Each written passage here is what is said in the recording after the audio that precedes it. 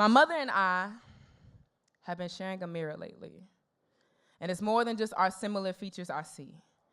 I know I may be reflecting, but her cracks are starting to show, and I can finally see myself breaking. My lines start to mimic hers, and I think that I get it now. While the days seem so long from her eyes, while faith and hope come in ways that almost feel silent, but living for tomorrow is just enough to keep breathing. It's been different lately.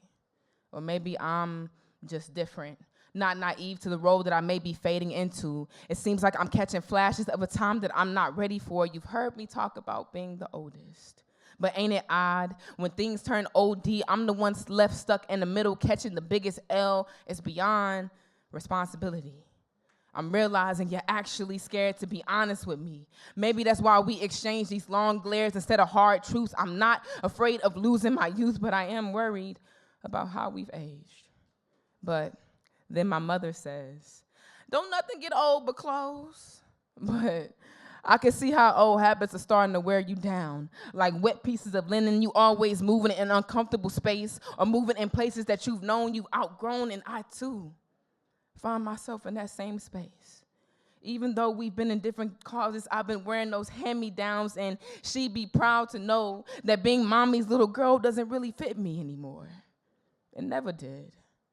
My mother and I have been sharing a blanket lately, a palette of past loves we weren't brave enough to wrap up in, a heavy stitch of that time that our thread count didn't feel like enough. The type of love we offered felt more like that itchy quilt than silk. I can tell she used to be a lover girl. My mother and I have been sharing a plate lately.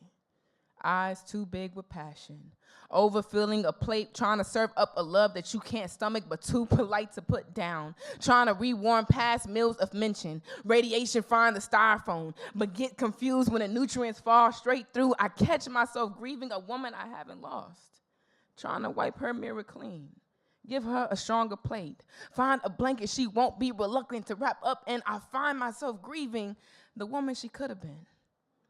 Have you ever tried to love someone who don't want you to? Reach a hand to extend a hand of reason just to be shot down?